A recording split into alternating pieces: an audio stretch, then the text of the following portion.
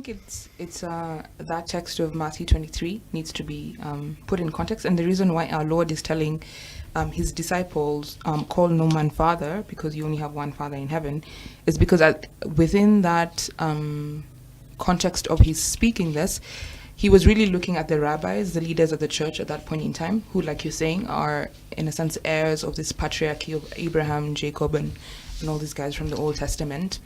And so there was this tradition as well of looking at them as his father figures within the church.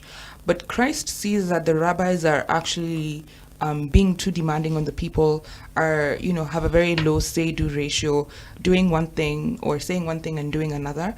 And so their position of fatherhood was one more of extortion and power and fame, and not so much one of service. And so our Lord tries to dissuade his apostles from following the same path, that he does not want them to follow the fatherhood of the rabbis, and so not to call them father and destroy the essence of what true fatherhood is. And instead, he calls them to rise above that and look at fatherhood more as a form of service. So I don't think it's word for word that our Lord says that we should call no one father. Otherwise, we would not even call our own paternal, like our dad's father. So I think it's just the context of the weight of that title of fatherhood is so strong, but it always has to be within the context of service. And that's why our Lord comes up with what he says here.